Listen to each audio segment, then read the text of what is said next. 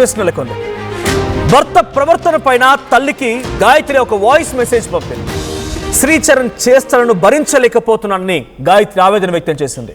అతని ప్రవర్తనతో మనసు పూర్తిగా విరిగిపోయింది. అనుమానంతో తనపై చెడు ప్రచారం చేస్తున్నాడని చెప్పి గాయత్రి కన్నీళ్లు పెడుతూ తన తల్లికి ఒక ఆడియో మెసేజ్ని పంపించింది. శ్రీచరణ్తో తనకు మాట్లాడాలని లేదు అని, ఇంకా భరించే ఓపిక కూడా లేదని తల్లికి ఆ వాయిస్ మెసేజ్లో పంపించింది గాయత్రి. అయితే శ్రీచరణ్ అన్ని లిమిట్స్ క్రాస్ అయ్యాడు, చాలా దారుణంగా ప్రవర్తిస్తున్నాడు. ఇది ఆడియో మెసేజ్లో అటు తల్లికి పంపించిన మెసేజ్లో ఉన్న మాటలు. అయితే పోలీసులు ఈ ఆడియోను కూడా ఆధారితంగా తీసుకొని విచారణ చేపడుతున్నారు. పరారులో ఉన్నటువంటి శ్రీచరణ్ కోసం పోలీసులు కూడా గాలింపు చర్యలు చేపడుతున్నారు. సో అటు ఆర్టీవీ లైవ్లో కూడా గాయత్రి తల్లిదండ్రులు మాట్లాడుకొచ్చారు. చాలా దారుణంగా బిహేవ్ చేస్తూ ఉండేవాడు.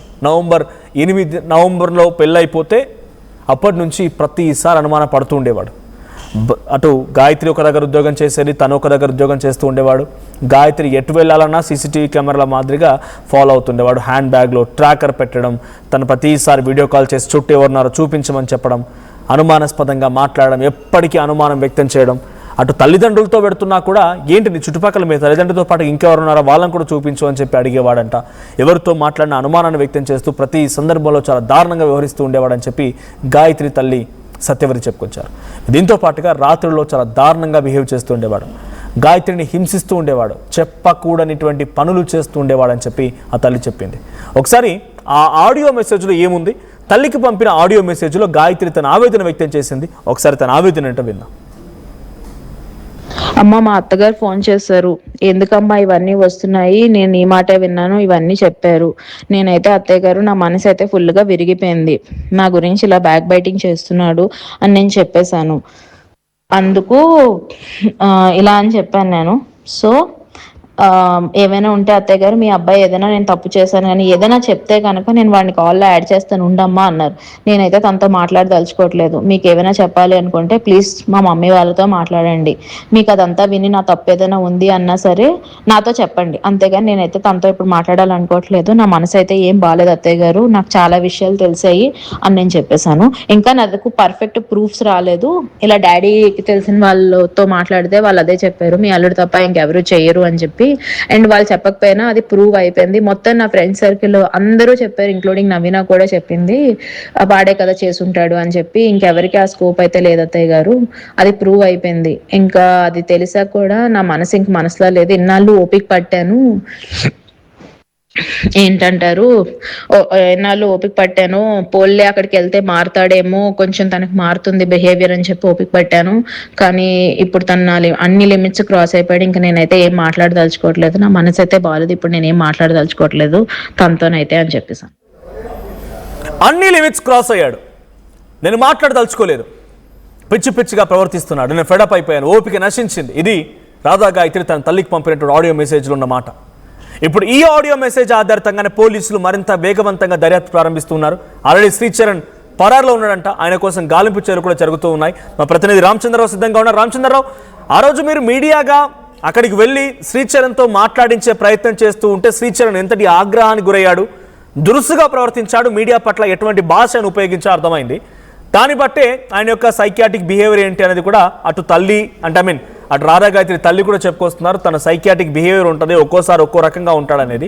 సో అంత ధైర్యంగా అంత స్ట్రాంగ్గా మాట్లాడిన వ్యక్తి ఇప్పుడు పరారులో ఉన్నట్టు తెలుస్తోంది. ఏంటి ఈ ఆడియోలో ఎటువంటి డీటెయిల్స్ ఉన్నాయి? ఇంక ఈ ఆడియోతో పాటుగా అటు తల్లి సత్యవతి దగ్గర ఎటువంటి డీటెయిల్స్ ఉన్నాయి? ఇంకా శ్రీచరణ్ పరారికి సంబంధించి అప్డేట్స్ ఏంటి? మేము కాసేపు క్రితం అక్కడ వారి కుటుంబ సభ్యులతో కలవడం జరిగింది. వారంతా కూడా రాష్ట్ర టీడీపీ అధ్యక్షుడు పల్లా శ్రీనివాస్ ని కలిశారు. ప్రధానంగా సత్యవతి గారు ఎవరైతే రాధా గాయత్రి తల్లి ఉందో ఒక ఆవేదన వ్యక్తం చేయడమే కాకుండా ఒక మాజీ సైనికుల కుటుంబం తన భర్త మనసు కోణంలో కూడా ఆ రోజు విధులు నిర్వహించాడు. ఈ రోజు చూసుకుంటే కుమార్తె కోసం ఈ రోజు కొండల్లో తిరుగుతున్నారని చాలా అత్యంత ఆవేదన భరితంగా కూడా మాట్లాడిన పరిస్థితి. ముఖ్యంగా చూసుకుంటే ఈ శ్రీచరణ్ వ్యవహారంపై వారు ఒక భిన్నమైన అంశాలను కూడా చెప్తున్నారు. సహజంగా ఒక్కో సమయంలో అత్యంత ప్రేమగా మాట్లాడే ఈ శ్రీచరణ్ ఆ తర్వాత భిన్నంగా ఉంటాడు. ఒకరోజు గాయత్రీదేవి భక్తుడిని, గాయత్రీదేవి నాకు భార్య దొరికిందని చెప్తాడు. అదే సమయంలో కుమార్తె నడవడికపై అనుమానిస్తూ చాలా వరకు వేధించి క్రమంలోనే ట్రాకర్ పెట్టడం, ఇట్లాంటి అంశాలు. అదే విషయంలో భాగంగా ముస్సోరికి వెళ్ళడానికి కొన్ని రోజుల ముందే మనం విన్న ఆడియో మీరు విన్నారు కదా, ఆ వీడియోల ప్రకారం ఇంకా అతనితో ఫెడప్ అయిపోయి ఇంకా కాపురం చేయడానికి కష్టం. అయితే ఒక కుటుంబం, ఒక ఉన్నత స్థాయికి సంబంధించిన ఒక జమీందారుల మాదిరిగా వారు ఒక బ్రాహ్మణ అగ్రహారానికి చెందిన కుటుంబం కాబట్టి పరువు నేపథ్యాన ఈ నెల 21వ తేదీన అంటే నిన్న సరిగ్గా ఆదివారం విశాఖ తండ్రి 60వ పుట్టినరోజు తర్వాత దాదాపు 2 నెలలు ఉంటాను.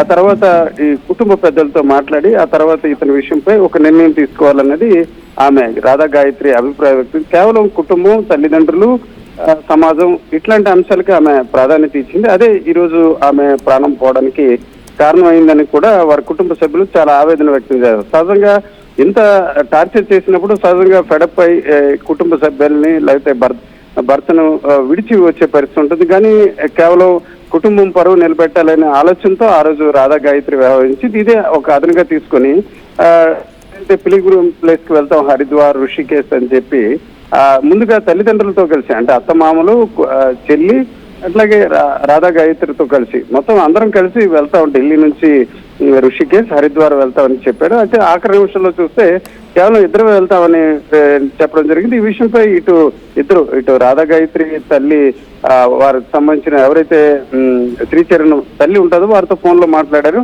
నిజానికి చూసుకుంటే మొత్తం అందరూ ఫ్యామిలీ అందరూ వెళ్తారని ఆఖరి నిమిషంలో ఈ రకంగా ఎందుకు వెళ్తున్నారంటే వారు కూడా ఒక డిప్లొమాటిక్ గా మాట్లాడారు.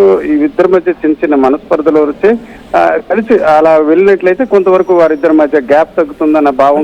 ఈ ఆడియో మెసేజ్ ఎప్పుడు వచ్చింది? తన టూర్ లో ట్రిప్ లో ఉండగా తల్లికి ఈ ఆడియో మెసేజ్ పంపించిందా, గతంలో పంపించిందేనా?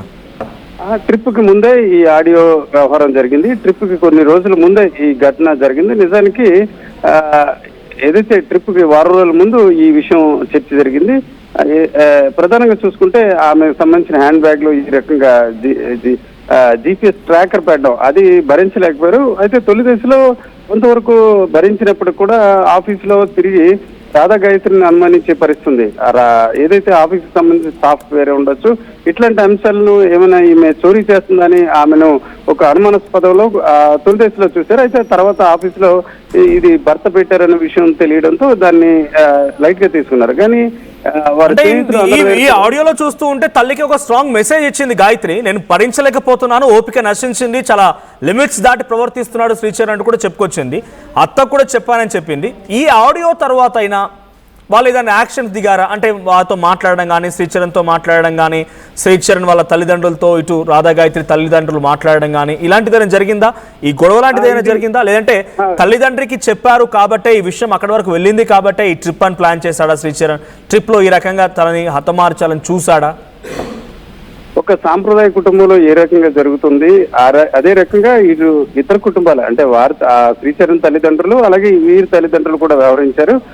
ఇద్దరు భార్యాభర్తలు కలిసి ఉండాలి. ఒకసారిగా ఈ విషయం బరెస్ట్ అయినట్లయితే శ్రీచరణ్ అలాగే భార్య మధ్య కొంత గ్యాప్ వస్తుందన్న భావంతో కొంత సంయమనం పాటించారు. ఆ క్రమంలో అయితే తల్లిదండ్రులు ఎవరైతే రాధా గాయత్రి తల్లి సత్యవతి అలాగే శ్రీచరణ్ తల్లితో కూడా రెగ్యులర్ గా ఈ అంశంపై చర్చ వస్తుంది. అయితే వీరిద్దరూ కొన్ని రోజుల తర్వాత సర్దుకుంటారు అన్న భావంతోనే ఇద్దరు వ్యవహరించారు. వాస్తవానికి ఘర్షణ లేనప్పుడు కూడా కొడుకు ప్రవర్తనపై వారు కూడా శ్రీచరణ్ తండ్రి దుర్గాప్రసాద్ కావచ్చు లేకపోతే తల్లి కూడా ఈ విషయంపై కొంత అసంతృప్తి ఉన్నారు. అయితే మార్పు వస్తుంది. అలాగే